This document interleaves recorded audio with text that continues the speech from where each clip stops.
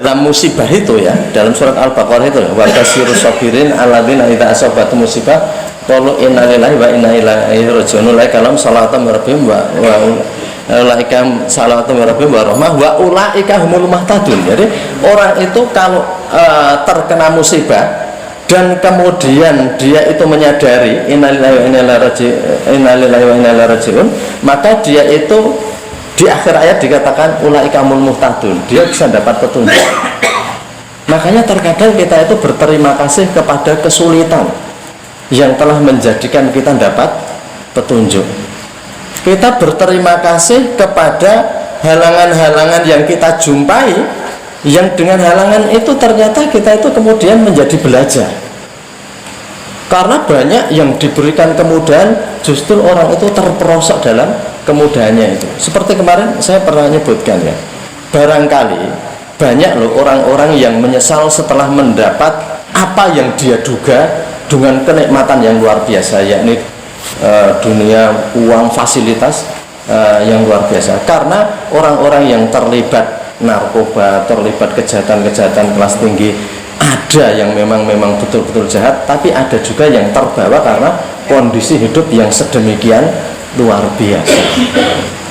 Pergaulannya, kemudian polanya pergaulan itu berubah, dan dia semakin banyak harta, semakin banyak fasilitas itu ya karena kan yang namanya narkoba itu beda sama singkatan apa, narsiramus karo bakwan. Narkoba itu murah, tapi narkoba dalam arti obat-obat itu kan harganya mahal. Harganya mahal. Karena itu perlu duit yang banyak. Hanya orang-orang yang megang duit saja yang kemudian bisa, walaupun pada akhirnya kalau habis duitnya dia akan terdorong kejahatan. Tetapi startnya itu bisa jadi begitu. Keluarga-keluarga yang kemudian broken karena karena rezekinya terlalu banyak itu juga banyak. Juga banyak gitu ya. Jadi mungkin dulu gitu ya, kita itu parfum sekedarnya saja, ya tuku nang warung, tuku nang toko-toko, ora perlu lah toko-toko yang spesialis parfum gitu ya. Sak nggon-nggone yang penting ngilangi ambu keringet ibaratnya gitu. Tapi setelah uangnya banyak, itu parfum pun berkelas yang kalau berjalan 10 meter sudah tercium baunya gitu ya. Dan kemudian masuklah dalam dunia-dunia yang itu berbeda dengan sebelumnya. Maka dari itu kembali ke tadi, jadi hati itu yang mengawali bahwa nanti ilmu itu yang mengawali bahwa hayatul qulub, hati itu akan hidup. Jadi kita mendengarkan, kemudian kita bisa meresapi, dan kemudian hati kita itu akan bergerak. Itu jadi hati itu otomatis ya.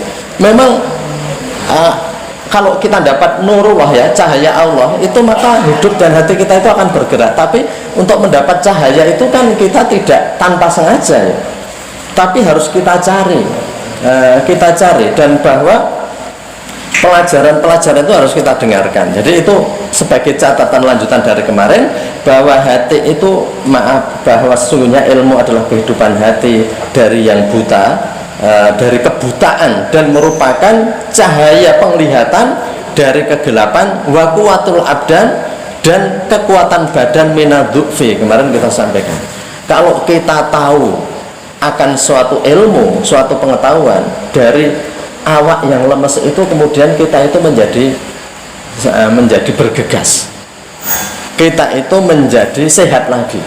Jadi tubuh yang malas itu terkadang obatnya tidak selamanya itu makanan atau obat-obatan ya, tapi penyembuhnya itu terkadang kita itu dapat ilmu, kemudian itu kita menjadi sehat. Seperti ini, kalau kita itu malas bekerja dan kemudian mendengar informasi bahwa ada orang yang etos kerjanya sangat tinggi, mungkin lewat di depan rumah kita gitu. Kita males-malesan, tiba-tiba lewat di depan rumah kita itu orang pedagang yang mungkin kalau zaman dulu ya, sekarang sulit nyari begini.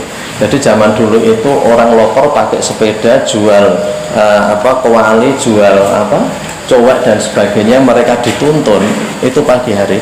Saya kira kita yang duduk itu kemudian tergerak.